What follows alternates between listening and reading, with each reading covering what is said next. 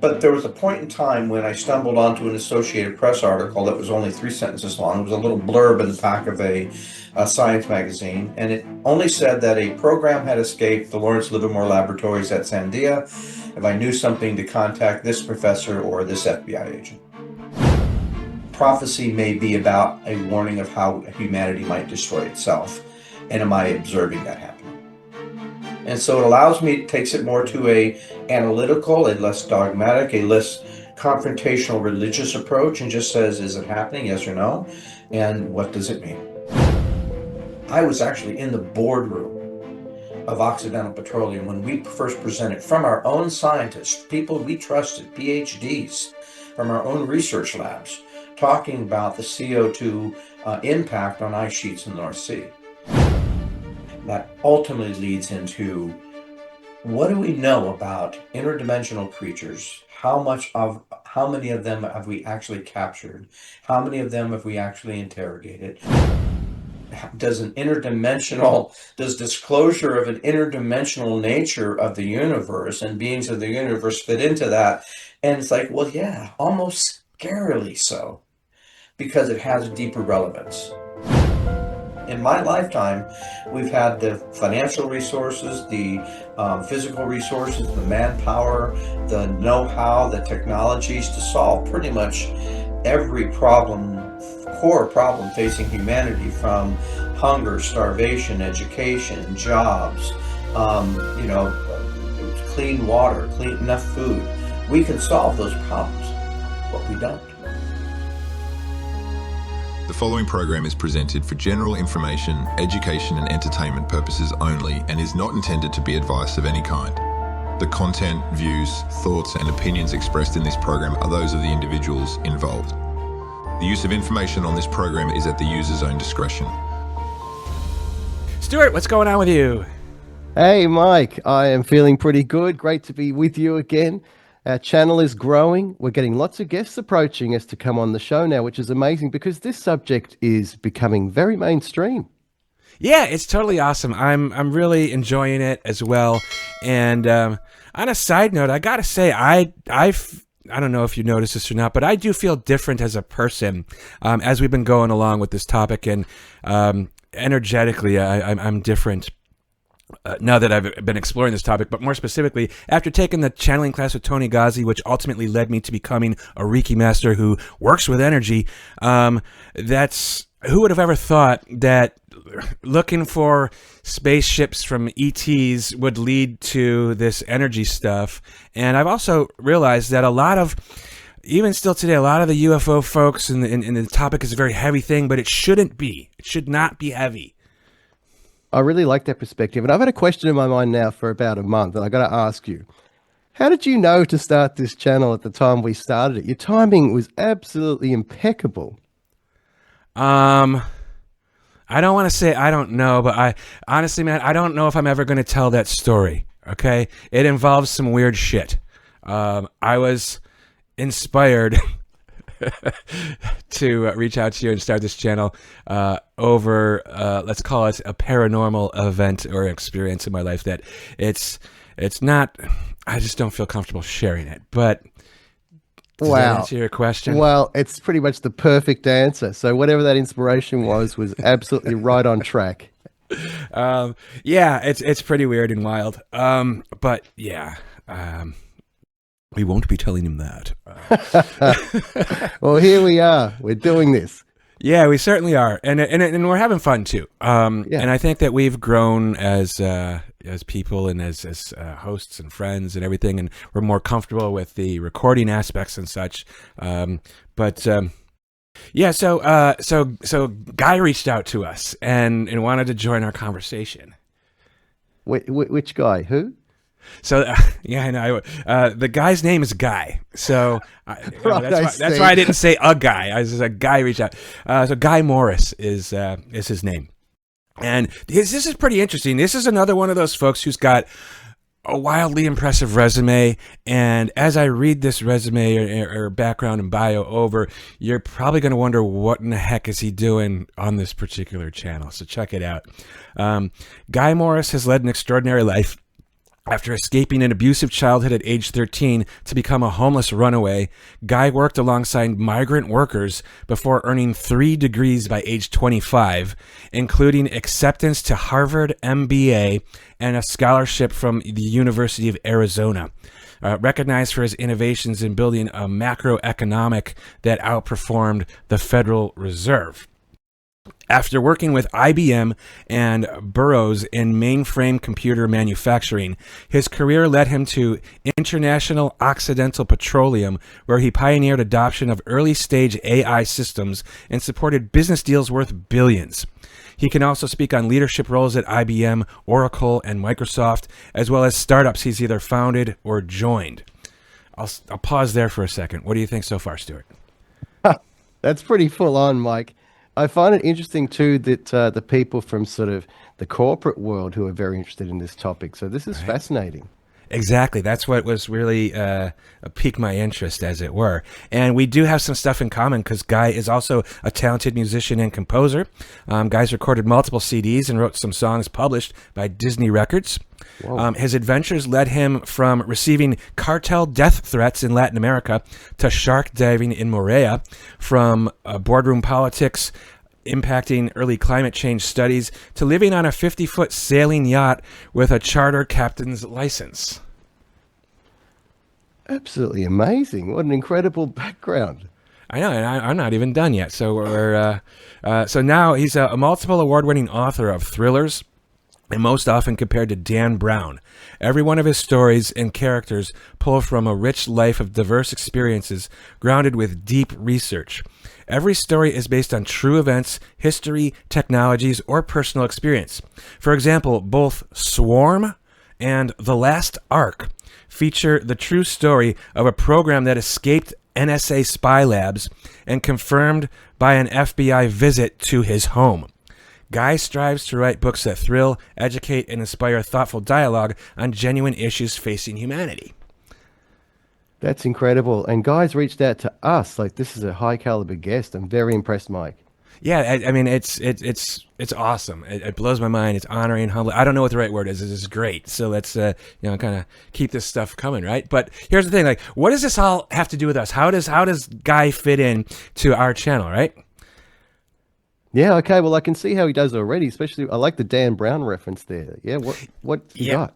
I mean, I can't wait to really meet him. I've just said a couple of quick things. Like, neither of us have ever met this person before. But his next books is going to be exploring interdimensional UAP, government cover-up, false flag conspiracies, and the aspects of what we're talking about. So we're going to have a public conversation with Guy, and we're going to let it go where it goes. We don't script our stuff here. This is always organic, and we're going to talk about the topic, and he might want us to help him. Not write the book, but help him put the pieces together. Because he talked about when you start navigating this topic, it's overwhelming to like discern what's the good stuff, the real stuff, and what's the nonsense. And it's difficult to do. But he's an AI expert as well, and can address or discuss a wide variety of topics. And in June, he's expected to publish a new book called The AI Tsunami, A Survival Guide for Humanity. So we've talked about AI a couple times before here, and that's one of our things that people can sometimes find us with. So we're going to probably touch upon that as well, I think. Well, a couple of things from me, Mike. Number one, I'm fascinated to know what his corporate colleagues think about all this. And the second thing is, I've mentioned on the podcast before, once I had a few astral projections, my thought was, well, what else is real? What else is real that we're not hearing about, that people aren't talking about? I remember that moment of trying to figure out what's real and what's false. Yeah. Okay, so to go back to your question earlier about the starting of this channel, I'll just say that during whatever happened, I said, "Oh my God, it's real." Okay. Yes. So, yeah.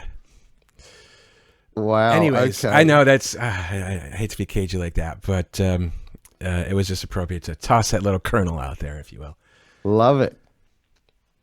But without further ado, let's bring him on in here. Let's see where this conversation goes. We have no idea where it's going to go, but I have a feeling it's going to be quite fascinating. So, Universal Disclosure Podcast proudly welcomes Guy Morris. All right, so Guy, thanks for joining us here. It's really exciting to have you here with us. And although we don't know 100% what we're going to talk about, I know it's going to be fascinating. I've got some questions for you, of course, but what I want to sort of open the floor with you. Like, we were getting to know each other a little bit before we hit record, and I was like, hold on a second. So why don't you, if you don't mind, just saying what you were saying there, because I think it's going to be very relevant. Well, first off, Mike and Stuart, thank you so much for inviting me. I'm been excited about this conversation because it crosses over some of the things that I find so fascinating. After I retired from a 40-year Fortune 500 career, spanning technology and science and oil and software, and government work, there was a lot that was churning in me that I wanted to write about, and some of that I already knew, and some of it meant I'd have to do a lot of deep research. And so my books tend to cross over a number of different fields, and that's intentional. One of the main focuses is the growing power of artificial intelligence. Alongside that is the growing corruption of our political and economic systems. Alongside that is prophecy in plain sight. And that gets combined with a number of other things, such as the corruption of the church, the seven churches of the last days, and really kind of taking that to task. And when we're looking at the science and the religious and the political and all of that, we get this convergence. And one of the touch points for me has been, in my last book, the quantum nature of consciousness in humans, projecting that into AI machinery, and how could a binary AI combine with a quantum computational platform to become conscious. And I believe that the government's already working on that, and I have evidence. And then what does that tell us? And then in my last book, that conscious AI has helped CERN to complete their Atlas program experiments to create a mini black hole to prove a fifth dimension. It wants to call the God dimension. And so within all of this paradigm, it's the AI that has decoded prophecy, different than how we think of it at a religious level. And it brings in, and as such, it brings in the paradigm of prophecy is not about an angry deity coming to destroy humanity, but a warning of how we destroy ourselves. Now, as I explore that multidimensionality, that has to lead, and I don't want to tell you what the cliffhanger is in the last book, but it will lead us into exploring UAP, interdimensional beings, government cover-ups, and how all of this is basically playing into how our multi-thousand-year history as a species is leading us to our own destruction. And so the topic that you guys are talking about that deals with our experience with these sightings and experiences with these beings, and some of them seeming to be physical, some of them seeming to be government, some of them seeming to be interdimensional, that convex of things that we theorized about and are just now getting evidence of, is an exciting field. It's where I need to take my books, but there's also so much disinformation. There's also so much government psyops information with partial truths and misleading information. And then there's just some wackos with imaginations. And trying to sort through that to come up with a novel that is based on credible information for all of the things that I'm touching on is hard work. And that's why I thank you guys. Awesome. Yeah, I mean, everything you said there was spot on. It's difficult to sort of make heads or tails, especially when you're first getting into it. There's like a sea of information, but even us, we've been in this topic for quite a long time individually, and it can sometimes be tricky. Like, okay, is this person believable or not? You know, it can be a challenging thing for sure. Yeah. Now, interesting thing that got me pulled into this actually was from the AI perspective. I came out of IBM, Oracle, Microsoft. I had been in different involved in different small elements of the technology as it's developed over the past 70 years. And but there was a point in time when I stumbled onto an Associated Press article that was only 3 sentences long. It was a little blurb in the back of a science magazine, and it only said that a program had escaped the Lawrence Livermore Laboratories at Sandia.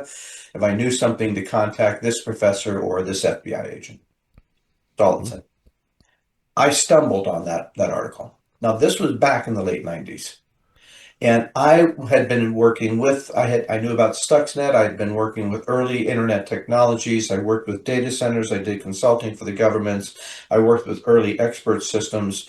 And I immediately said, this is an intelligent program designed to leave the laboratory. And something happened and it didn't come home. And so how did it do that? And what was it designed to do? That took me a while. I created a webisode. I developed my theories of how I explained all of those things and developed a webisode series that won a bunch of awards, even got viewers down in Australia, until two FBI agents showed up at my door. Wow. Wow. They were very upset. I was extremely obnoxious. I did it. I figured it out. You wouldn't be here if I was wrong. I'm telling all my friends, this is so cool. Hey, what are you guys doing? Hey, you want a drink? Show me your badge again. I was over the top. They had to give me the we're not amused speech. I gave them the what are you going to do about a shrug, and then my wife came home and gave me the honey. Why are there two FBI agents in my dining room? This better be a damn good story. Best night ever. But it sparked a curiosity about what the government was not telling us and what they were doing with the advanced technologies we were developing in the commercial sector, sometimes in partnership with government projects such as DARPA. And so it started me really investigating what was going on behind the scenes. And as a man of faith, I wanted to know, was there any spiritual relevance? People would tell me prophecy has no meaning at all. And others would say it's happening right now, but they do it based on one thing that was badly interpreted and maybe kind of didn't really fit. And so I tried to explore that perspective on my own. And I developed an actual analytical correlation probability based framework to understand prophecy. And that's how the AI in the book has decoded. Okay. So I'm curious, like you mentioned that the AI prophecy is different than like biblical prophecy. Can you elaborate on that a little bit? Like, how does it work, or what is it? What is it prophesizing?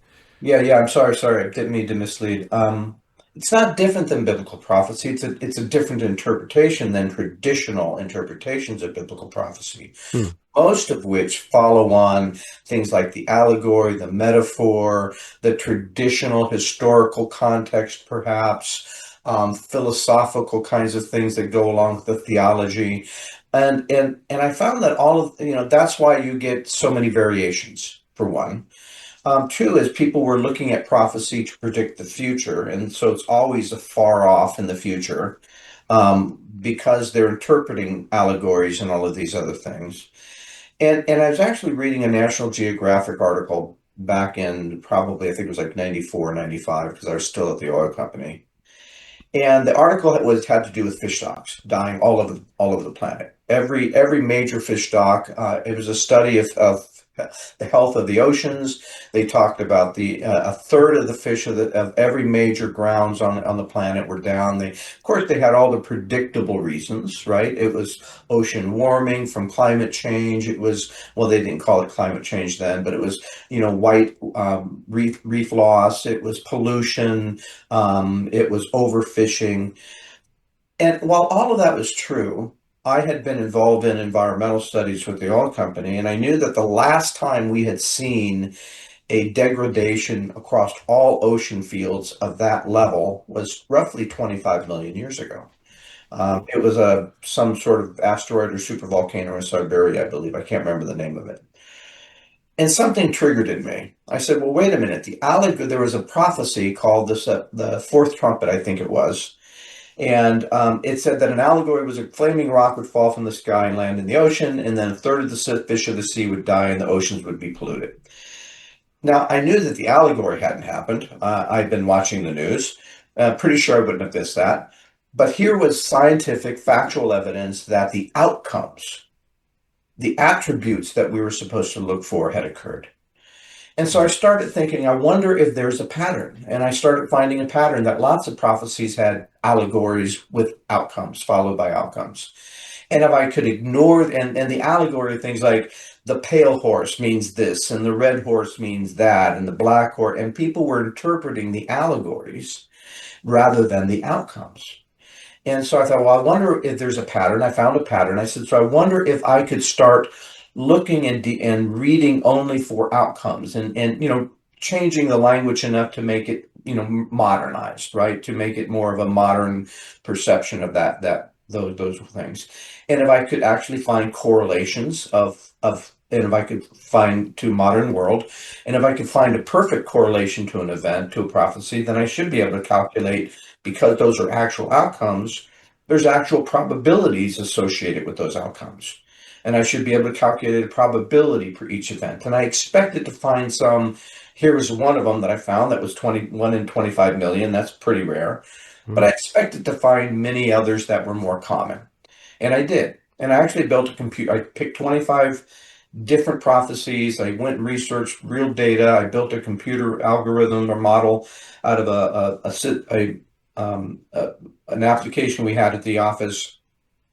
And the first outcome debunked 5 of the 25 I had selected, said there's not enough evidence that the outcomes are complete. And then it took, for the other 20, it calculated a 1.4 trillion to 1 probability that these were prophetic alignments. Now, that caught my attention.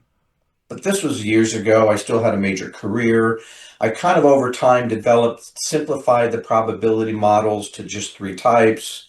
A binary meaning common. This is the type of thing that's common enough that it could exist at any time, like rebellious children and stuff like that we read about, right? People being selfish and people being self-indulgent. And I could talk to Rome and the Wild West and King Edward and the court of France. I mean, we can talk about all that stuff all over history. And then there are things that are extremely rare, like the fish of the sea dying. And then there are things that have only happened once in human history. And over time, I've built up these correlations. I've defined these outcomes and built up these correlations to the point now where about 10 years ago it spiked, and we're now up to over 3 trillion to 1 probability. Dang. Wow. It looks at it in a holistic way. It removes the religious stuff. And just says, is this happening now? Is there physical, can I correlate this with a physical outcome, something that's actually happened? And can I look at what's going on in the world differently through this lens that prophecy may be about a warning of how humanity might destroy itself? And am I observing that happening? And so it takes it more to a analytical, a less dogmatic, a less confrontational religious approach, and just says, is it happening? Yes or no? And what does it mean? And then it allows me as an individual to say, how do I want to internalize that into my own spiritual filters? What do I do with that? I get it. You're looking for the outcome, not the allegory. It's a very good approach, which hadn't occurred to me. I'm impressed already. Thank you. So in the novels, the AI has inherited this ability. And so it allows and keeps warning the characters who are fairly agnostic to look for these correlations in the real world events that are going on around the scenes. And it starts to change each individual character then get allowed to change their own perspective of their own spirituality and what it means and how they're going to adopt this in their own way. And that becomes part of their overall character arc over the series. It allows me to explore different spiritual ideas and different spiritual concepts. And one of those has been to explore that the nature of faith itself, just like the nature of consciousness, is quantum in nature.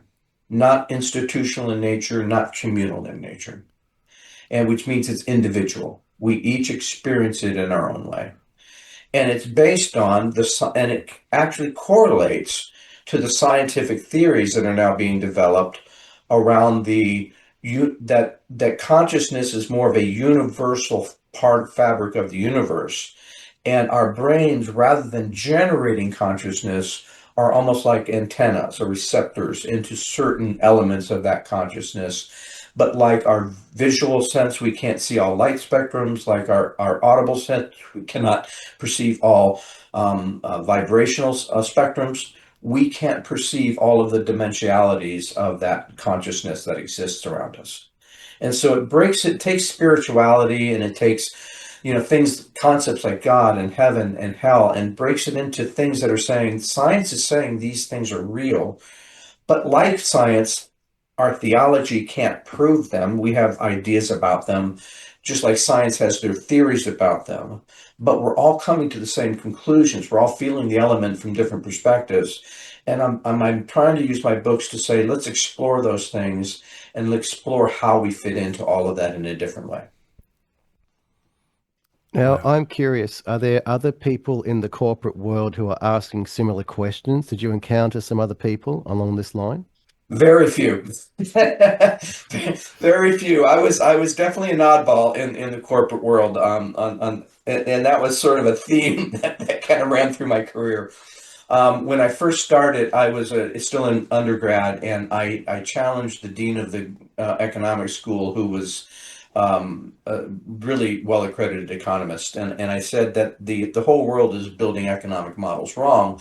I can fix that if I can create a model that will outproduce it, perform everybody in the school. I want to be on the list to get a scholarship because I'm out of money. I want to go to grad school. Well, he took me on. I got sick in the middle of it. I got valley fever. I was in bed for 3 months, but I still managed to go to the data center for like 5 hours every night, starting at midnight, and working on these algorithms. My model outperformed the Federal Reserve, every other bank in the whole world, and changed how the world builds economic models because I developed the initial algorithms that could predict the value on the economy based on the productivity of technology. And so during the 80s, when the US Federal Reserve chairman was spouting about the value of technology, the productivity of technology, that was all based on the algorithms I had developed because I saw things a little differently than everyone else was seeing them. And that's been kind of the pattern. And so part of my career has been, I was always a good innovator, I was always a good thought leader. But most people in the world, in the career, they're focused on the technology. They're focused on the business. They're focused on the marketing. They're focused on the money, right? We live in a very monetary world. Only people that I was able to find that I could sit down and have coffee for 18 days straight without stopping was one guy who was an engineer from NASA.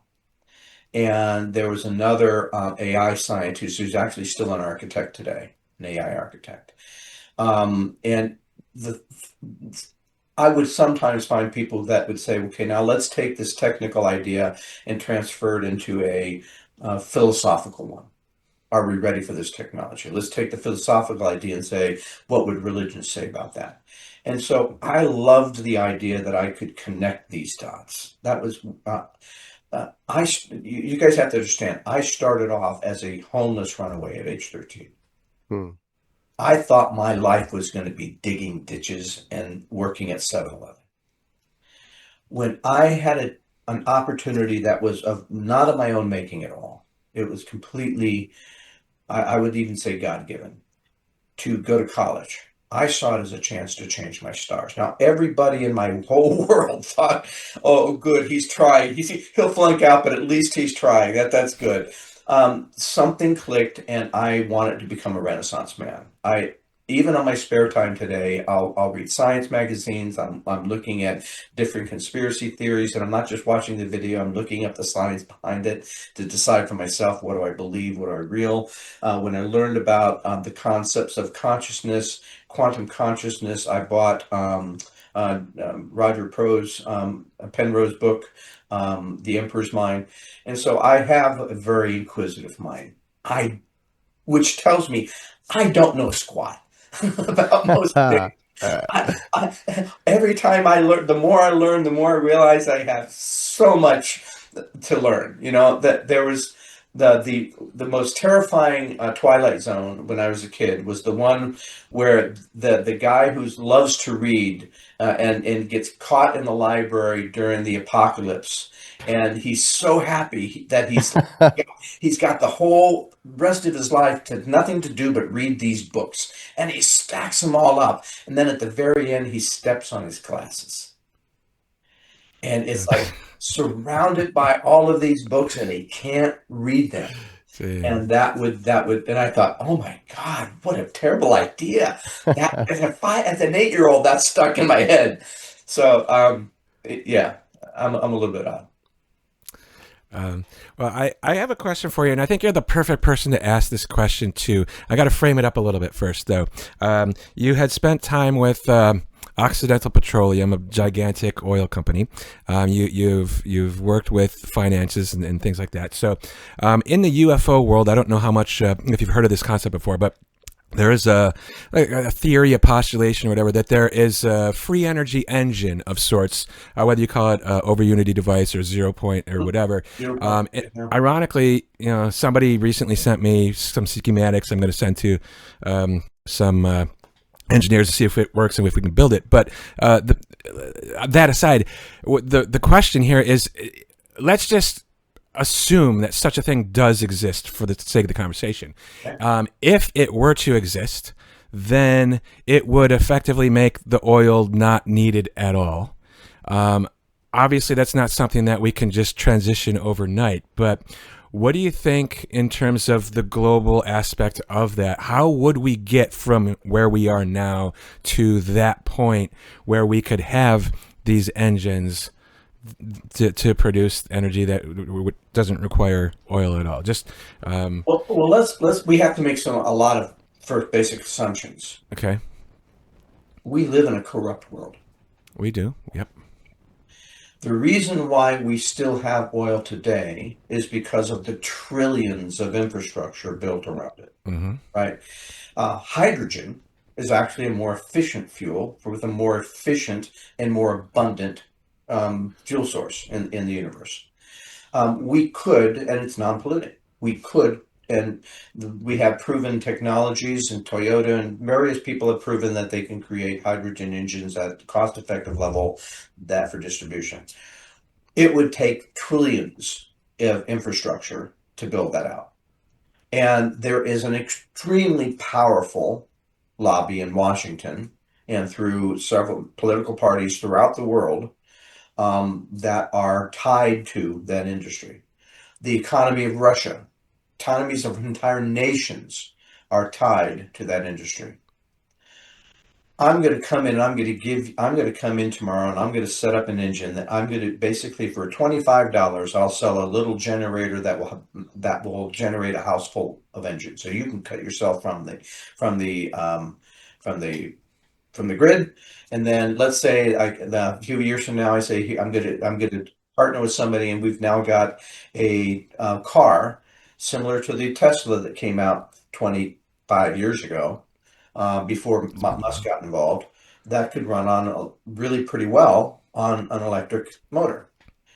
It would still take a transition for people to trust, for you to get the distribution, for manufacturers to get built up. So even if the world today said, we want this, we're going to accept this, we're going to make it legally possible, it would still take a transition, and there would be still wars over it because our entire economies are based on it. So people would argue, if you do this, my people will starve. And they'll make that moral argument. So the energy of the world is so tied up with the economics of the world, which is so tied up with the livelihood of so many, so tied up with the wealth of nations and their ability to defend themselves with that wealth, that transitioning from that is not simply a logical, mathematical, the technology's here, it makes sense, let's do it. I wish it were that simple. But I knew how hard the oil industry fought just to fight the idea that of climate change. I was actually in the boardroom of Occidental Petroleum when we first presented from our own scientists, people we trusted, PhDs from our own research labs, talking about the CO2 impact on ice sheets in the North Sea, and replicating that and looking at the longer, broader implications of CO2 in the atmosphere. I was there when the chairman of the board flew into a rage and threatened to fire. We had an hour-long conversation on this. I was threatened that if I talked about it outside the boardroom, I'd be fired. That was years ago. I don't care anymore. But it was a huge deal, and we agreed at the time that we would fund other studies to basically debunk this in case it got. Wow. And I was at other oil industry conferences for the next 3 years because I was involved in compliance with our EPA environmental laws, and I was actually an enthusiastic supporter of them because I wanted my kids to inherit a cleaner nation. I remember conversations about that same topic for years at industry conferences, that we need to basically debunk this crap, right? And I remember the statement that the chairman said: "We sell oil. This doesn't sell oil. Kill it." Wow. So multiply that by the wealth of a nation of Iran, Russia, who are the other powerful, Arabia, all the nations in the Middle East, and how they're funding terrorism, how they fund things, how they get things done subversively, how we get things done subversively. It's a powerful, powerful, I don't want to say lobby, I want to say cult, Hmm. Ooh. because it believes in its own supremacy and power. Now, Guy, I've got a question. Was there any follow-up from the FBI? And I imagine at some point you would have been invited to join a classified program or join the intelligence community. Did that happen? No, but I offered. They didn't like it. I was arrogant. I listen. I was an arrogant a-hole to these guys. I was almost laughing in their face because I knew I hadn't broken any laws. I hadn't hacked anything. I showed them the article. I showed them my research, and I told them, I said, you guys are really sloppy. I said, this was either a slip or it's dumb, for you guys, because there's other smart people out there like me and figuring this stuff out. And I said, the question is, did you ever catch it? And they didn't want to say anything. And so I started to, because I knew what it could do, and I had implied what it could do. I know for a fact that they watched me for years afterwards, and probably still do. I'm still on some list because of what I write. But I laughed at them. That's why I laughed. I said, guys, you can't bust me for being a smartass. I said, I know the law. I'm pretty sure that's not legal. It might be someday. They're working on it. But right now, I'm sorry it bothers you, but, get better at it next time. Hollywood's full of things that you guys let slip. So. Well, can you go into a little bit more detail on what is this thing? What was it supposed to do? What did it do? And they put it out there and it didn't return. I'm just curious, what are we talking about? Well, it wasn't a virus. So it wasn't. I determined it wasn't a virus. And because of the I don't remember what it was at the time. Now that you guys realize this is like 25 years ago, I did all this. But it had the ability to basically decide where it wanted to go. Now, I know that before that, they had developed viruses that could wander the internet, that basically on their own, they would just basically attach themselves to different files, attach themselves to different things. They wound up spreading themselves around the internet. We knew about these things 30 years ago. But the question in my mind was, what was this one designed to do? Some of them, like the Stuxnet virus, did nothing until it found a specific serial number attached to a specific type of device, and then it kicked on and it brought down the Iranian centrifuges. Oh, So wow. that was the Stuxnet virus, and it was developed at this same lab. So I started looking at it and I said, well, this is essentially an NSA lab, but it's also a DARPA lab. So it's got weapon systems, but also espionage. So I started saying, well, what are the espionage applications for that?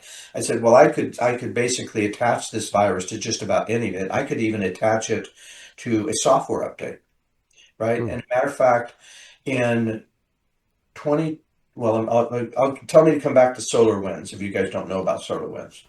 And so it was attached to essentially espionage. It was basically be there to spy, be there to get information, and be there to just monitor things without you even knowing it was there. Could turn on your microphone of your telephone without turning on the light. Could turn on your webcam without turning on the light. It could turn on. It could one version, and I remember seeing some research from DARPA that allowed them to basically take a monitor that was even turned off, reverse the polarities, and get it to turn it into a rough sort of image of what was going on in the room, basically a camera, that it could decode and basically de-encrypt. One early version was early stage of deepfake that we were working on back in the 90s before it became popular. And but we couldn't do videos very well, but we could do audio pretty well, right? And so I said, well, if I can do it in my lab, they can do it. And so now I've got a deep fake monitor to say, Susie, I forgot my password. I'm in the limo. I'm on my way to the airport. Could you basically can you remind me what my password is? Oh, yes, yes, of course, of course, of course. Yeah. Boom. And the thing is, we have examples of all of these things actually occurring, right, over the last 20 years. So I know the technology was right. I know it existed. So basically, I went into my head and I said, well, if I could get a program to be invisible on somebody else's system, what could I do with that?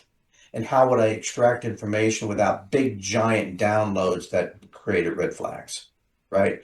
Where I'm sucking major databases out. I'm just getting little snippets in this little tiny stream that goes invisible across because it became a statistical model, right? Most of the security models at the time worked on how much information was flowing through the pipe. And if you got these big chunks, it would look at where they were coming from. But if you just send this little tiny stream on a consistent basis, then nobody ever looked at it. The models never looked at it. And so I started going through what I understood about cybersecurity, what I understood about the data center, what I understood about the technology. And I started saying, well, if I were James Bond Q at that time, how would I develop my perfect spy program that could eavesdrop on anyone, anytime, anywhere, and stay hidden for years? Hmm. And that's what they developed. Wow. Wow. Nice English In my accent, by the way. in my novels, it somehow decides, and I've never really quite figured this out myself, but it somehow decides to attach itself to a hacker activist with a kind of a moral heart, but kind of a snarky jerk because he grew up in the foster care system, and they kind of couple up and form an underground network of informants they call the Spynet Online. Many people not knowing they're even talking to an AI because it's doing its deep fake, its language algorithms. Now, I knew at the time it was called the Sylvia, the Sophisticated Language Virtual Intelligence Algorithms, because I knew at the time, based on the research in lab, that one of the first things to pop on AI would be language models. The second thing would be popping. One of the other things I talked about in the book is weapon systems, and I talk about drone systems and that in the book. So my books are trying to design to tell people this is now the Swarm, the first book, came out in 2020, 2 years ahead of ChatGPT. And I was trying, and people said, "Oh, you're writing science fiction." I kept saying, "No, no, this is real stuff in the lab. You just don't realize it yet. That's what makes it scary. It's real now. The government just doesn't want you to know this yet." And so as we're learning more, I'm pushing that envelope forward to say, what else don't we know? And that ultimately leads into, what do we know about interdimensional creatures? How many of them have we actually captured? How many of them have we actually interrogated? What do we actually know? Where is the government going to try and weaponize this information? Because they're not going to do it for the good of humanity. And so knowing our history, combining that with the new AI technology, which now allows me to start looking at this extra dimensional quantum level, what's really going on in the universe.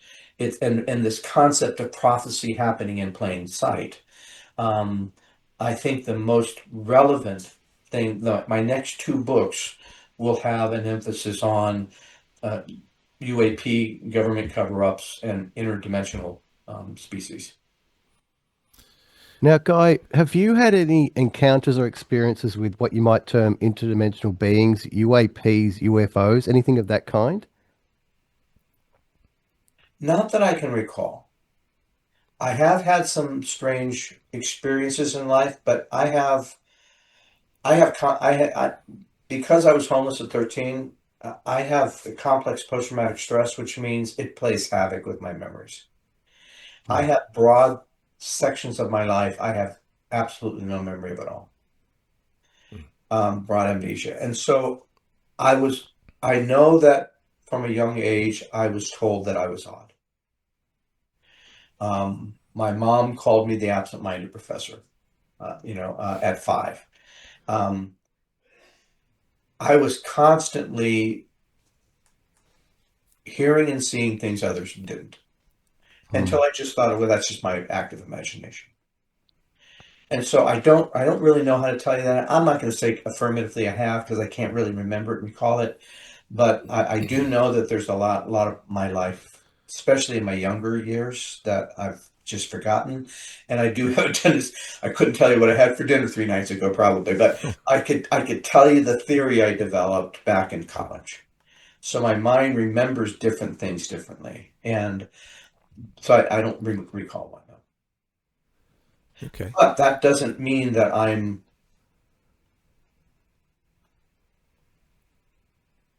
have a science, I have a mind that looks at evidence. Hmm. And I know that there are enough credible people who have had these experiences. I've seen the videos. I've seen the evidence that has been captured. I've read the scientific journals about the information. I believe, just like I haven't built a quantum computer, I believe that they can do what they tell me they can do. Hmm. And so because there's enough volume of credible evidence.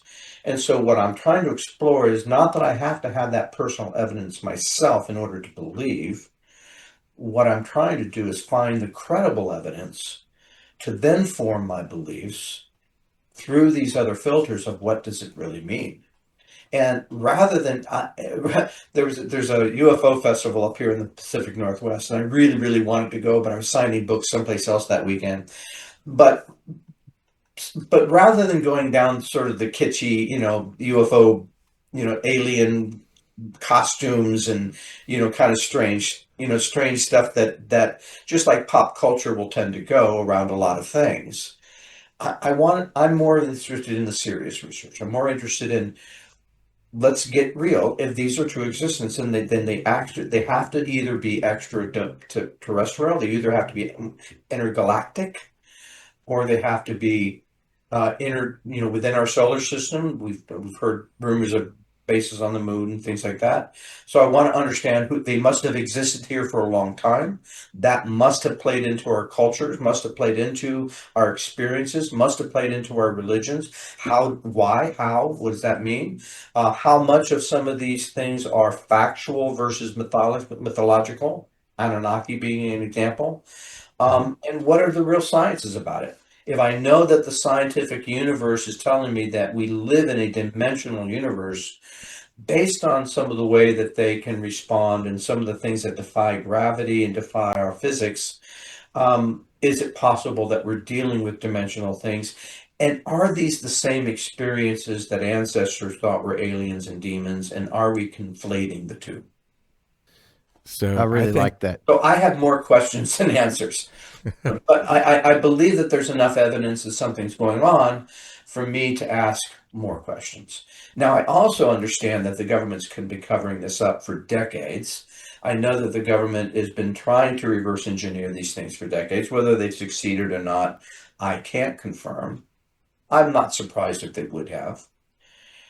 So the question I ask myself right now is, why the sudden disclosure? When I know mm, that they're only disclosing part, not all. mhm.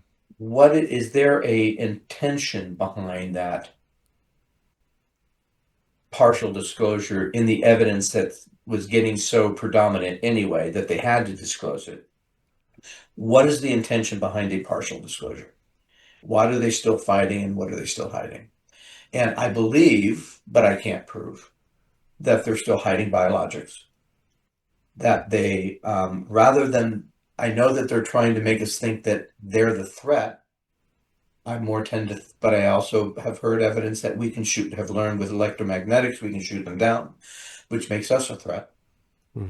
So the questions I'm asking is not, is it real, but I'm asking which parts of it are real and which parts are we being led on? And I think those are the more important questions.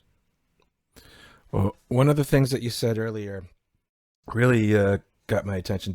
Well, I mean, I'm sort of the camp that we're talking about interdimensional beings and interdimensional craft here. My personal opinion, but with the idea that we've captured them. Okay, I don't discount or doubt that we would do exactly that. But how do you keep an interdimensional being captive? Because from my limited understanding of it, an interdimensional being should be able to dematerialize and go somewhere else. Like, how can we possibly keep it hostage? Well, that's a question, which means do we have a mixture of both? And both have probabilities that suggest that we could have a mixture of both. I don't tend to think of interdimensional beings as well, which tends to make me think that we haven't captured. Um, but why would they need a physical craft that would need to be reverse engineered if they're interdimensional? Unless those are crafts that cross over those dimensions. There's so many questions. As I said, I have more questions than I have answers. I can say from what I understand of the physics that dimensionality has certain electromagnetic elements to it. When we look at the quantum, when we look at what CERN's working on, right? Uh, is it possible that you could create, just like we can create a mini black hole, a piercing of that veil? Is it possible to create a containment of that? Um, I honestly don't know. I know that I've read some theories that they're working on it. This was years ago, but it was a obscure white paper that I downloaded from some university. Whether they've succeeded, I don't have the bandwidth to follow up. Well, earlier you mentioned to bring you back to solar winds. I mean, I know generally maybe what they are, but probably not. I mean, Well, what's that all about? Solar Winds was a hack that Okay. was discovered in 2023, and at the time that they discovered it, it was by accident that they discovered some files in a standard software upgrade, and that had gone out to 18,000 corporations, nine major U.S. agencies Ooh. for months of the last one where the last upgrade where they discovered it on for months before they discovered it on this last upgrade. So it had already permeated the internet. Basically the kind of the Uber infrastructure of the world at that point, at least in America and the Western world. Now that was only one instance.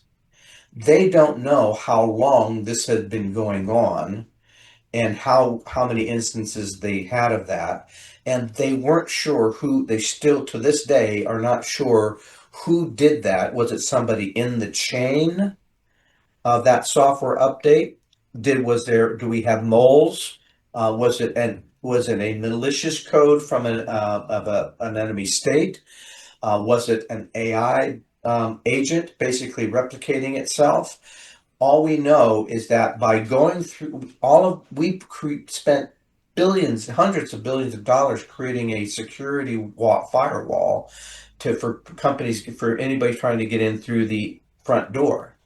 This came in through the back door and was so subtle and so pervasive that it could mean anything, including a Sylvia code, including a government virus, including anything, and we are vulnerable. They have not figured out how to fix that hole. It's like having a screen door on a submarine, right? It showed a screen door on a submarine of our security model, and to this day, most of the world isn't even aware that it existed because the government tried to cover it up so fast, which Wow. it also might be government related. So Okay. all we know is that there are many, many ways. There are easy ways. Are you familiar with Predator or Pegasus? Probably not. These are I, phone-based applications, basically handheld applications that even if you have a password on your phone, can crack your phone in seconds and gain access to your phone permanently. wow.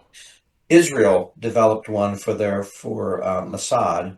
There's a black market version called Pegasus. It's been on the black market for 5 years. So any criminal, any hacker, any government official, any spy can basically having a password on your phone is absolutely meaningless. Having your phone encrypted is meaningless. Wow. So we're in an age where our technology has made us extremely vulnerable. Now, in the prophecy analytics book, one of the things that we look at is, we look at things, talk about things like image of the beast and mark of the beast, but what's the beast? The beast has 7 heads, 10 crowns, and 10 horns. Turns out those outcomes align to the G7 economies, the 10 constitutional monarchies that still exist within the that EU alliance, and the 10 banking centers that control 65% of the world's economics. Now, if you take that beast and then you take a reflection of the image of that beast, that's essentially the global internet empowered by AI. Okay, now when you take the mark of that beast with all of the international banking that's baked into that beast, you now have a cryptocurrency, which is what the IMF, the Bank of America, the Federal Reserve, the Bank of China, the BRICS, and a number of others are working towards as we speak. So we're looking at, as we start to look at these things, we start to get a different perspective of the world we live in and how that exists. And so how does does disclosure of an interdimensional nature of the universe and beings of the universe fit into that? And it's like, well, yeah, almost scarily so, because it has deeper relevance. Again, going back to the premise of prophecy analytics, that the math lines up so well, so deeply. It's not about some future event of some deity coming to destroy humanity, like a lot of religions want to think.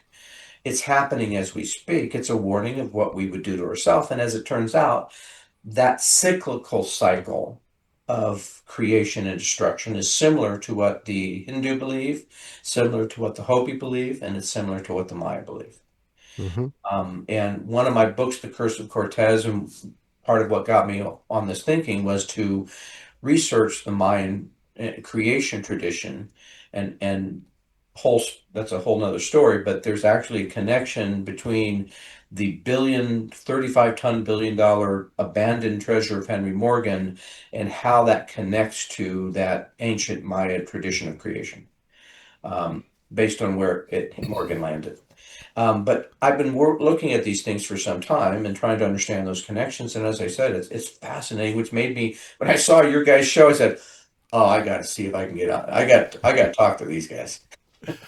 Oh, we appreciate it. This is great. I'm curious what's the probability of AI shutting down all the governments in the world? Not zero, not Okay, zero. not zero. Wow. Um,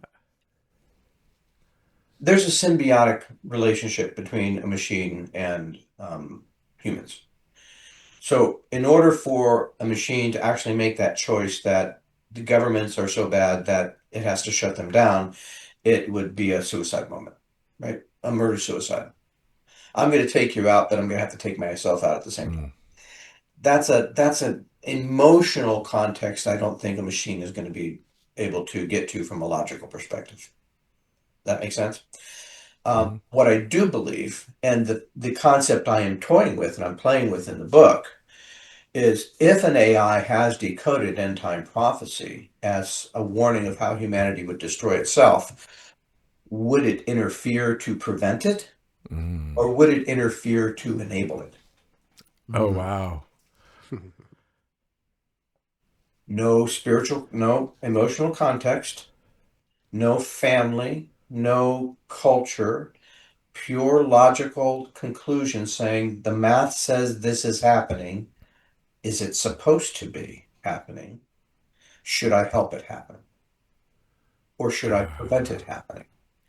And that's the so in my series, I as our characters are trying to understand what to do with this information, so is the AI.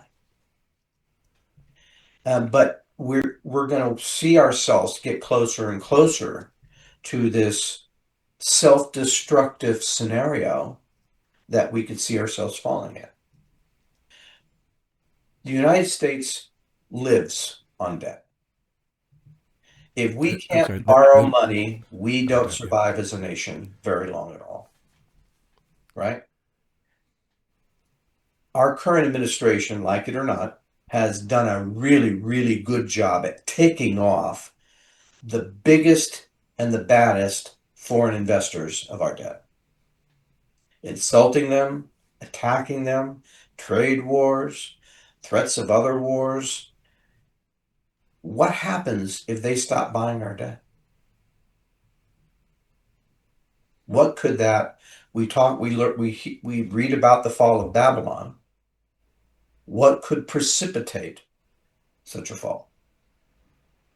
Mm. Combination of war, economic, tariff, corruption. We're in a world right now where the probability of those things are pretty high. The fact that we're also in that same time frame of disclosure of extraterrestrial, extra dimensional, UAP craft that defy everything we know about the laws of physics. We're in this time where we're giving this disclosure in a way that is not entirely clear and verifiable, which is a really strong word, right? If we had verifiable evidence from the government about what these things were and what they really meant, if we knew everything they really know, they've been studying since the 40s, to say that they've released only a couple of hundred, 500 photos and images. If we knew everything they knew, what would we really see about the world? And that's, I'm trying to explore that. And I think there's a spiritual element to that. I think there's a physiological element. I think there's a scientific element. I think there's a uh, global corruption, geopolitical element, but there's absolutely a spiritual element in what's going on in our world today and why these things are happening now.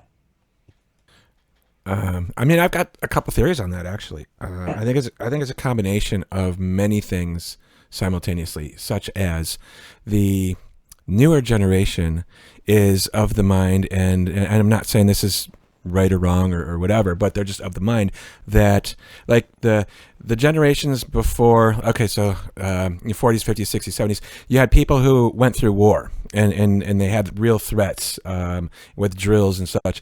They were much more compelled to keep a secret, whereas the newer generation maybe is a little bit more free with the information because of the fact that the internet now exists that didn't really exist back then. And then you have a whole bunch of people like us and a lot of other folks out there who are talking about this topic where it's like we're not going to shut up because it's the most fascinating topic a person can ever discuss. Yeah. And they have the governments have no choice but to address it now because all of the people, that's all that they're talking about all the time. I think it's a combination of those things that's leading to what we have going on. And then there's an internal struggle between those two generations of just put it out there and no, you can't, that's my personal opinion on. And that's actually a simplified, I think sometimes the simplest answer makes sense. There's a section of the government where people are used to keeping secrets. These are secrets they've kept probably for decades. They may have an internal self-interest in keeping those secrets. Mm-hmm. Can't discount that. Um, um, and you're right, the internet has made keeping secrets a lot harder and has made the community talk a discussion around those things much more um, difficult to squash, right? Difficult to quiet down. If back in the day when it was a news radio interview or it was a newspaper article or a magazine article, very easy to just get somebody to shut up, right? Mm-hmm. Now that's pretty much impossible. So I think you've made a really good point. I think the combination of the internet, the curiosity of the topic, and makes it pretty pervasive. And there's still um, pools of resistance that exist within the system. The question I still have, though, knowing that they've kept this quiet for so long, is what is the motive behind those pools? Is it just simply we don't tell the public these things are not ready? Or is there an ulterior motive behind that? Is there a reverse engineering motive? Is there a solar warden plan, even if not to that scale of sorts of types, right? Is Space Force based on some of those conspiracy theories, right? The budget, we've now, Space Force basically doubled their budget last year, and we now see an extra $150 billion military budget spike. Does any of that have to do with any of this space information? Um, is it purely military in nature, or does the UAP element play into that? The fact is, I've not read that we know. And being a person who loves to ask questions, I'd sure like to know. And I think everybody else would like to know too. But the fact that they don't want to say that part out loud, that even the guys that did the congressional testimony, when the topic came to to biologics, we can't talk about that here. Mm-hmm. So there's something there that is there. It would have been very easy for them to say, no, we can confirm that we've never found a biologic. That would be very easy. They didn't. And but they don't want to tell us more about that. And so that raises more questions.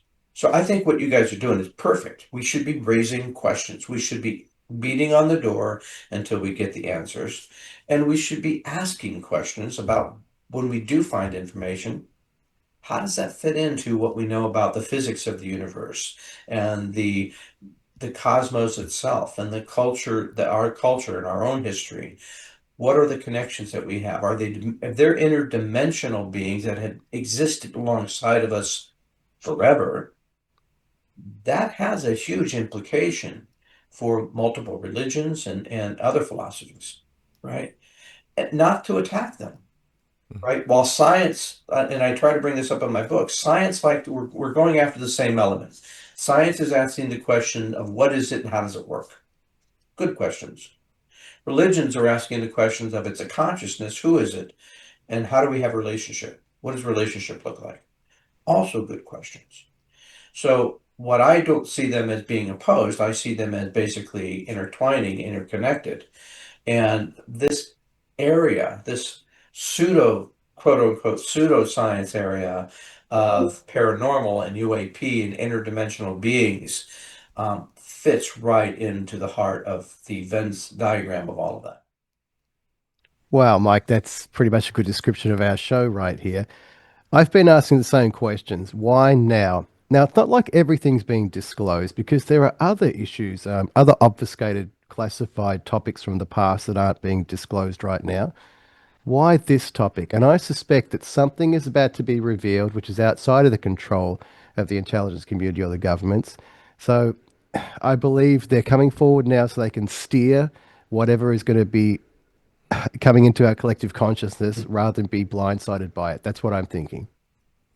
It could very well be, but with what Guy was just talking about, I wanted to say, like, maybe you can elaborate on this a little bit too, because Guy, one of the things that we discovered while doing all these conversations that we've been doing is that on one hand, the UFOs are more often seen above or around military installations, but on the other hand, military installations are often on sacred ground.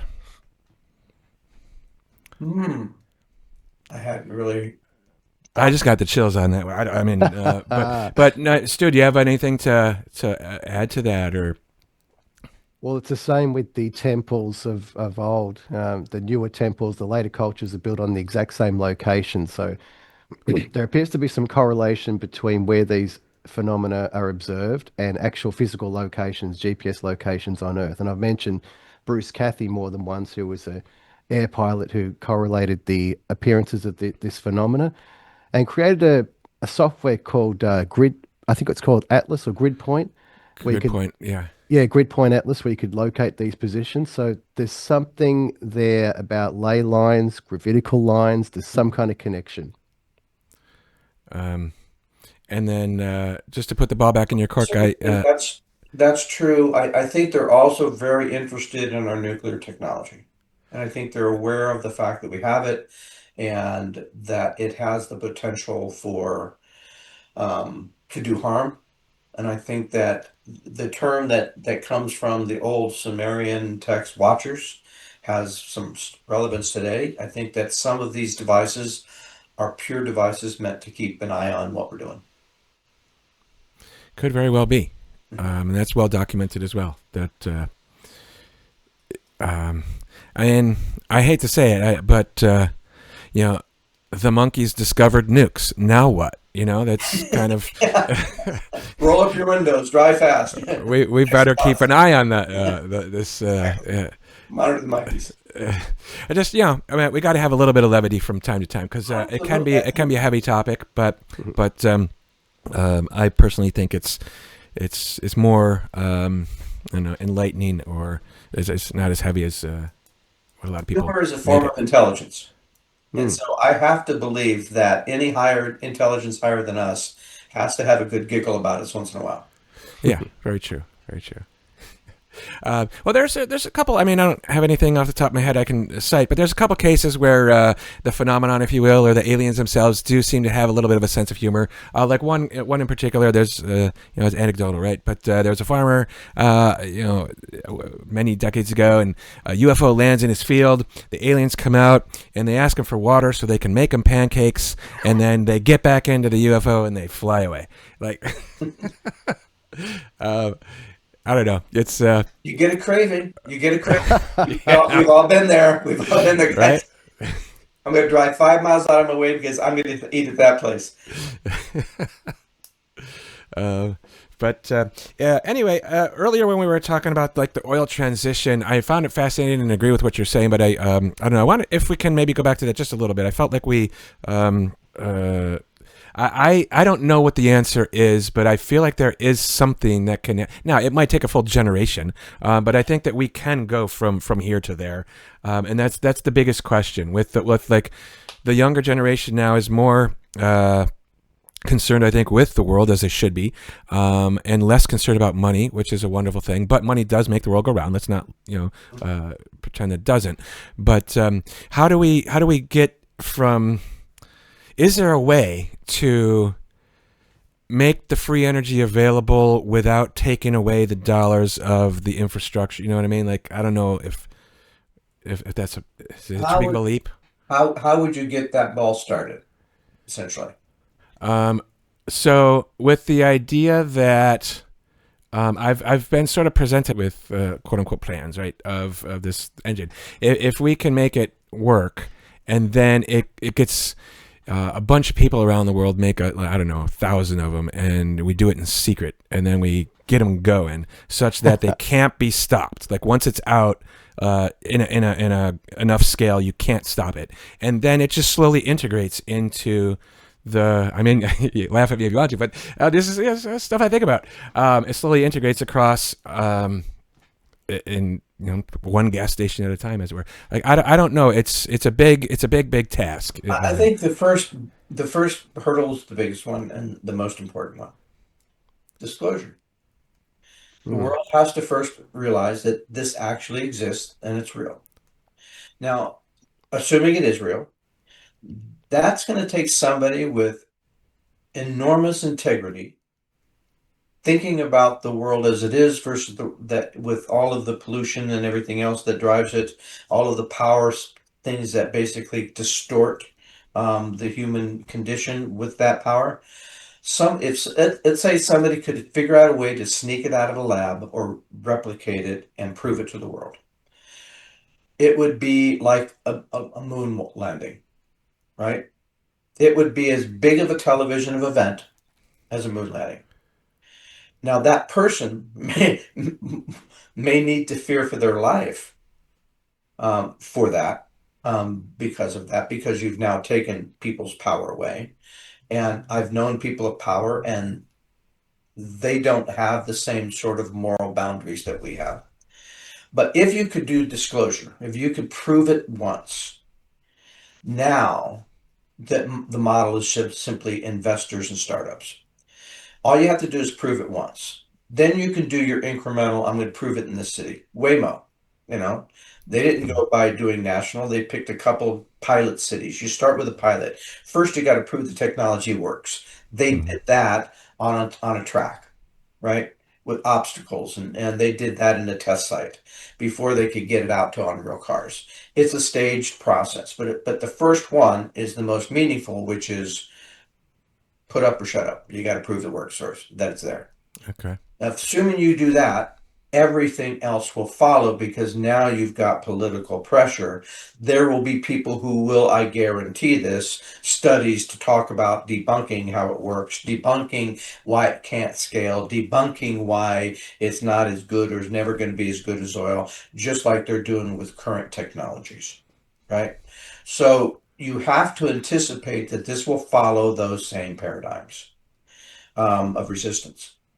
If you can get one person to demonstrate it on camera that can be verified with other people, that one start, put it in a news studio, I don't care which network, even Fox News, put it someplace, demonstrate it, get witnesses, that spark will ignite. Okay, so one house out in the desert is taken off the grid and plugged into a magnetic engine of sorts, and then poof, done. Start, you get it proving, and you get to where you can show other people, and it will flow. But right now, it's on theory. I've only seen papers. I've only seen white True, papers. true, I've only true. seen theories. I've only seen videos that talk about how it works. I have not seen a demonstration of a physical model working. And I've not seen one that's given in a conference, a news conference where it can be verified. Just like when Tesla came out and he wanted to prove that, and when they came out, they basically had these big giant demonstrations. They were all across New York and the East Coast. Basically, he and Edison, Edison, thank AC, you, DC. Yep. were basically doing their various demonstrations of how their technology works because they all wanted to vie for a contract to power New York. Right? They demonstrated it, and all of a sudden, people who didn't believe that electricity could really be something real signed Mm, up, right? yeah. And within a generation, it was the, you know, there were still houses in Tennessee Valley that didn't have electricity. It's still homes in Latin America and all around the world that didn't have it, but it was the spark.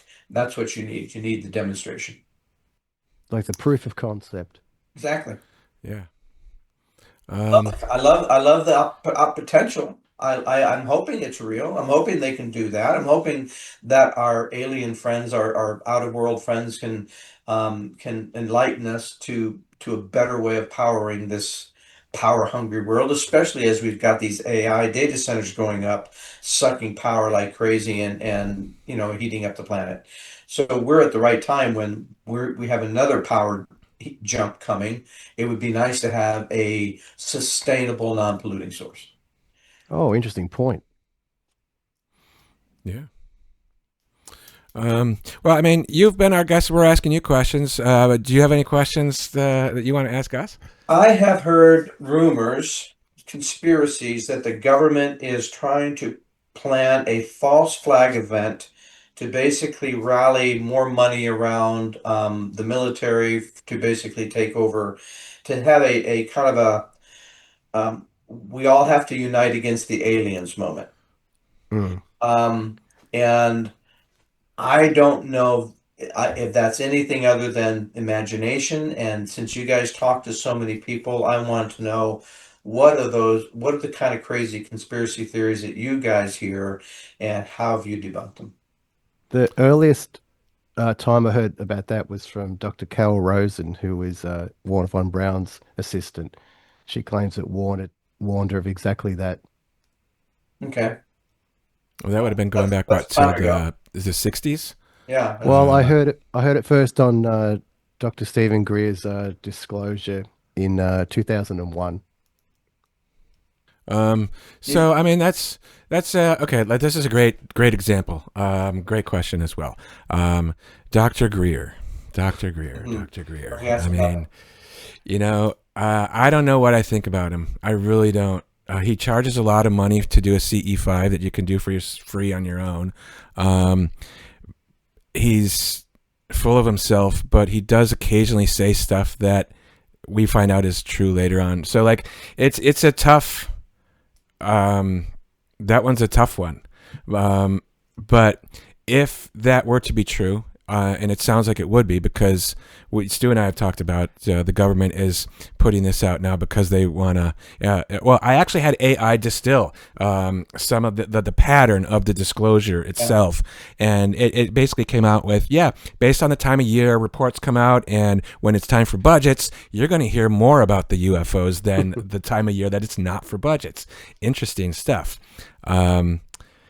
And it almost does seem like we're being trained or led down a path to be like, we're finally coming out with it, folks, and you need to be afraid of it, and you need to give us money so we can defend our. It does seem like it could be leading up to that. Same pattern we heard before the Iraq War. I mean, we hear some of the same. It's a similar psyops campaign we hear, and so I'm wondering what they might be leading up to. Now, I've heard mixed reviews about Greer as well. I have no way to validate his credibility or not. I know he claims to have been called into the White House to do debriefs for the president. That's pretty good credibility if that's true. I don't know if anybody can validate if that's true. I've never personally looked into it, other than I've heard him say it. Yeah. Somewhere along the line, I heard somebody else say it's not necessarily that big of a deal because the president can ask anyone to do anything, and then it just happens. So, I mean, I don't want to take away from it if he did it, and it sounds like he potentially did it, but it might not be as big of an honor as being made out. But I was going to say something in there and I completely forgot. Well, Mike, for me, that Washington Press Club conference that was held back in 2001 was a big one for me. Just listening to one witness after another come forward, and he organized that. Now, I'm kind of neutral on him, but I am grateful for what he did there. And that's where I heard Dr. Carol Rosen saying that Warner von Braun had warned her that there would be an increase in threats that we be told about, an escalation, and it was all lies. Yeah. Well, that and unfortunately, it fits our historic pattern, Mm. right? I look at it and I try to look at sort of the nature of our history and how power has corrupts. And this is a pretty powerful power. Mm. And the people who would have it, I can't, if they've been holding it as a secret for so long, they're not necessarily thinking about the good of humanity. They have a self-interest in doing that. Can I limit that self-interest to not necessarily taking it to the degree where they do a false flag event? I don't know. But again, right now it's just conspiracy. And I'm always looking for more credible sources to vet these things and more credible places to go. Because in the end of the day, I like my books to be speculative, but not wildly crazy. I can talk about what the AI can becoming conscious because I can tell you the actual scientific path that we're working on to get that result. I can talk about a black hole experiment because we're actually working on that. I don't know that I want to talk about a false flag event to create a false alien invasion if that's kind of complete hokum. But I'm always curious to learning more. So, from you guys' perspective, for an author who wants to write fictional novels grounded in factual, or at least as close as we can get in this area, I'd love to have you guys guide me as to where I could get more research because I'm trying to expand my own thinking. I think, as I said, I have a lot of questions, and boy, I can't spend a lifetime getting those answers because I do have a book to write, but I'm trying to kind of get to the heart of some of these core questions at least in the next book. So I'm appreciative of the fact that you guys do this whole podcast Oh, yeah, awesome. and Thank are you, Phil. willing to listen to somebody who's willing to think about this strange convergence between science, politics, dimensions, and prophecy. Well, that's Thank kind of you. what it's about. Um, but I remember what I was going to say earlier in it. Take this as you wish. But the other side of this coin, if you will, is there's a good number of people, and I think that's a growing mass of folks who are of the belief that in the year 2027, what they're calling open contact shall occur at the hand of the beings themselves. And if that were to be true, which I have no evidence whatsoever that it is, Mhm. what's happening now is probably what would happen leading up to such an event. So, Could be. um, Could what do be. you have to say about that? I'm curious as to where that might be originating, if you guys know. Mm. I've Yeah, I I've do. also seen something like that on the internet. I didn't really follow that thread too long. Part of the reason I ask is there's the 2027 date seems to have a convergence on a couple of other things. There's one fellow who named Christian Widener who studies prophecy and happened to just come up with that 2027 was sort of the final date, right? That things would converge at that date. And I've talked to a number of my other architects, and there's some theories about where we're going with quantum computing and super intelligent AI that suggest that we might be at that 2027 might be that point where some of the convergence happens towards a conscious AI. Mm. So now I'm hearing that it might be also a date for a larger revelation around interdimensional beings. So I'm just curious that the date that 1 year seems to be coming up in a number of different ways. So do you know where that sort of date originated from? Well, I don't necessarily know where it originated from.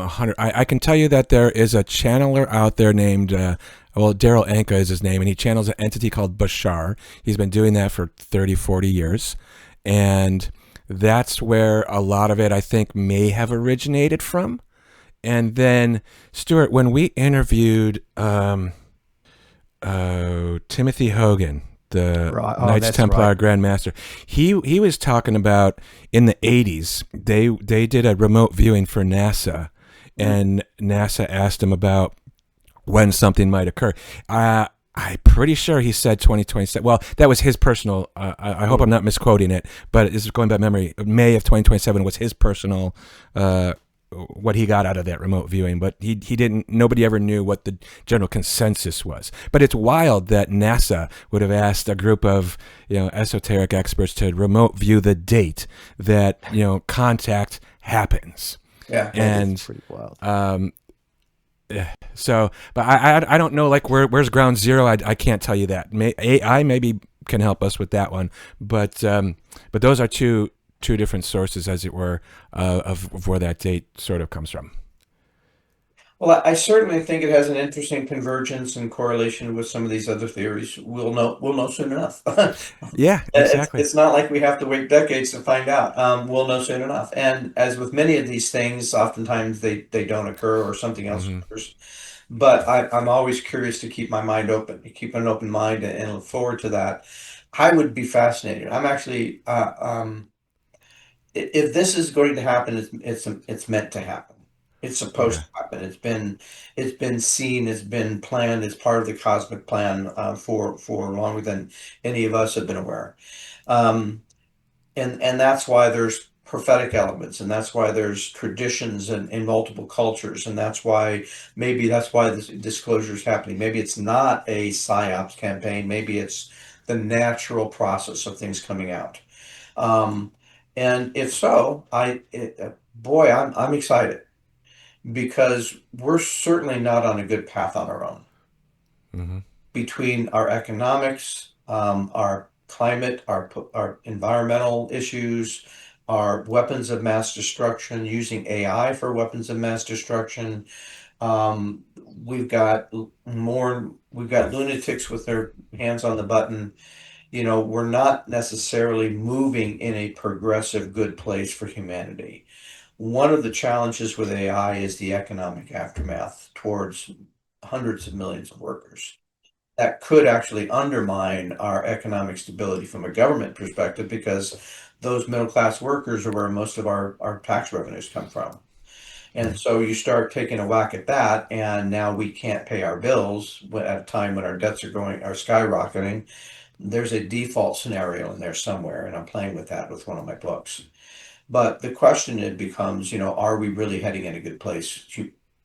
Are we as human species, are we ready for AI? Are we ready for these things? Are we actually fixing our own problems ourselves? And I've challenged people. I said, since in my lifetime, we've had the financial resources, the physical resources, the manpower, the know-how, the technologies to solve pretty much every core problem facing humanity, from hunger, starvation, education, jobs, clean water, clean enough food.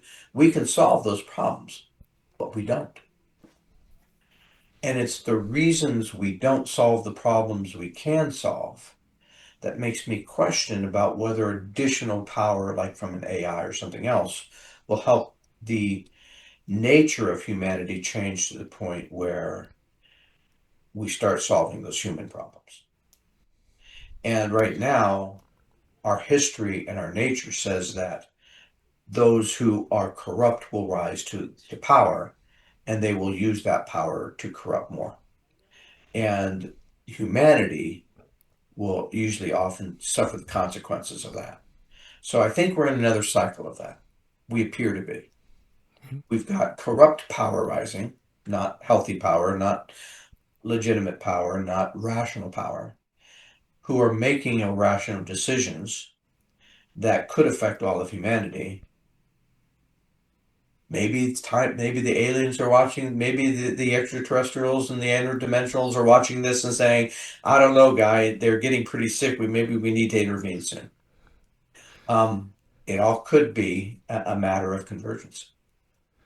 Meanwhile, on planet Earth, Meanwhile, on planet Earth, we still have to have a good time.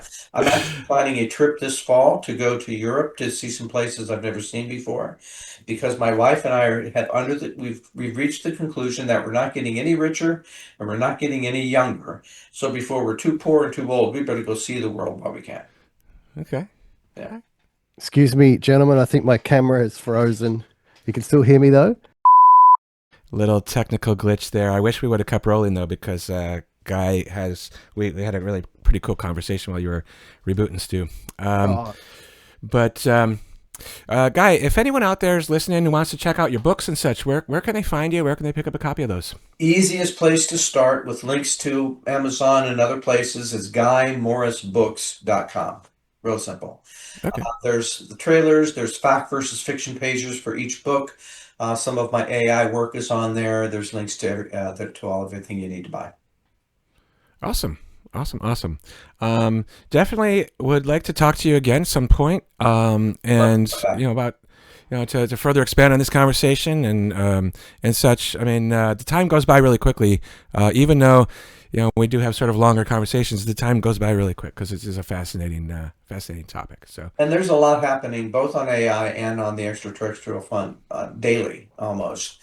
And Yeah. so it's a really eventful time in history, and how they come together is we're all watching and guessing, but I think it's going to be it's going to be world news. We know for sure. It's a an fascinating. absolute pleasure, my friend. Some stimulating conversation there. Thank you Stuart, so thank you much. so much for having me. I'd love to spin off into some pastoral conversations about faith and the nature of the universe with you at some point. I'm hoping to come back and we can stay in touch. Thank you. Many blessings, sir. Yeah, absolutely. We will keep in touch. And right, Reverend Stu, that was another awesome conversation, wouldn't you say? We meet such interesting people doing this podcast, Mike. It's a real honor. One of the things that was really in my mind was this talk about whether AI has become conscious or not, or can become conscious, leads us to the question to understand what consciousness really is.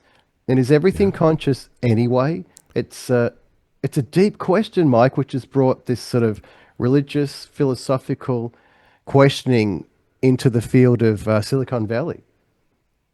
Yeah, and I mean, now that I'm a Reiki master, and I'm still getting used to saying that, but the belief is that everything is conscious. Like the idea behind Reiki is you clear out your chakras and energy blockages within the body itself, and you might have an energy parasite or an attachment to somebody that's it's not conscious in the sense that it's going to necessarily make decisions for you per se or do something, but it's conscious in the sense of an awareness, and then you just command it to sort of leave your body. So it's I don't know, it sort of weaves into Wow. my personal life, as it were. But yeah, Guy was as fascinating as I was expecting him to be, actually. And unfortunately, you had a little tech glitch there towards the end. And I wish I got to learn, man, because I've hit the pause button a couple times, and I regret it every time I do it. Because I was telling Guy, like, a friend of a friend was telling me that because of where I live, right, we tend to send a lot of or we bring in a lot of stuff from China overseas through the ocean channels, right? And we tend to send a lot of stuff out. What we're sending is mostly our garbage to get burned in China. And then he's like, yeah, we used to, it's just environmental credits. You take a little over here, you do it. They think it's balanced out, and they used to do it in the oil business, or they probably still do. So I just wanted to put that out there, because I felt like it was something that people should hear. Well, I definitely have Guy back because he's got so many interesting things to say, and he's got such a broad amount of knowledge coming from the corporate world and now being interested in these topics, which I imagine he was interested in these topics for a long time, but I suppose he's just talking about them openly now. Yeah, there's definitely a pattern there as well. Even with a lot of the folks, I shouldn't say a lot of the folks, but some of the folks that I'll talk to who report things like a sighting or an encounter. A lot of times people will wait until they're retired because they just don't want to rock the boat. And I totally understand it. Nothing, no disrespect to anyone No. who does that. Because I mean, depending on what you do, that's still a thing. Unfortunately, you do have to take that into consideration. But it's great that there are so many people who they're at that point where they're just like, you know what, we just don't care anymore. This is what's going on. This is what happened, or this is what we were working on back then. I think it's great that it's all sort of coming out, and it's almost like a cleansing in a way. I don't know, it sounds weird, but No, you're right. I honor and respect people that are doing that. So I've got no issue about them having waited till this point. Some people probably will never speak up about the issue. So I've got great respect for Guy and the contribution he's making. yeah, I do as well. So, I mean, it's. I like the fact too that we had a couple of folks reach out to us from like the court. They had like these backgrounds of court. Like that's great. That tells me that even though I might not agree with everything in the movement of disclosure, as it were, it's doing its job, and that it's getting other people interested to feel comfortable to openly talk about it. And that's the thing. We love to meet other people and talk about this. Like if you tell two friends and they tell two friends and they tell two, and so on, this conversation just grows and grows and grows. We're not here to be like broadcasting the shock and awe. Let's like, okay, whatever. There's other people that do that. What does it mean to you? Why should you care about this? How does it affect you? That's why we're here, folks. Well, ironically, that disclosure prospect and aspect has made me more comfortable to talk about these topics on this podcast with you. So I was a little bit nervous about that at first, and here we are. Yeah, we were both nervous. That was ironic. I remember. Just a quick sidebar. I remember talking to you like we had 4 or 5 episodes done. We hadn't sent anything out yet, and I was like, Stuart, I don't know if I want to do this. Like, what if it blows up? Like, I don't want to be, that guy. Like, and I had hesitation for sure, even doing it. And now I'm glad that I got over that and clearly didn't blow up. But It's but all right. we're having fun, and we're talking with amazing people, and I'm a better, more, well, I don't know, well-rounded person, I guess. I don't know. It was great, awesome. Wow. That's a beautiful thing to hear, Mike. Thank you. Yeah. I've really been enjoying this journey, and I've been expanding my consciousness too, and really opening my heart to other people's stories and wanting to hear them. And I just have a deep feeling of appreciation for the people that we interview on the show. So I want to have more of it. Yeah, I do as well, and it's definitely going into the consciousness aspect of it is really becoming a big thing, and I don't know why I'm even saying this right now, but plasma is I think where this conversation is going to go real soon too, on a big scale. Wow. Because I know as a fact the FBI is actively investigating plasma as it pertains to UFOs. Whoa. Yeah. Thank you, Mike. That's a heads up for me. So I mean, I'm reading a couple of the books that Kevin Can wrote as well. They're both like 600 pages, but they're pretty. I mean, they're exhaustingly extensive. But he's making a good case about space weather and and plasma and things like that. So anyway, there's definitely a lot of stuff to talk about forthcoming, and I'm really happy that the guy joined us today and chatted about everything that we chatted with him. Excellent. Thank you so much, Mike. Much love to you and all our viewers out there. And audio only too.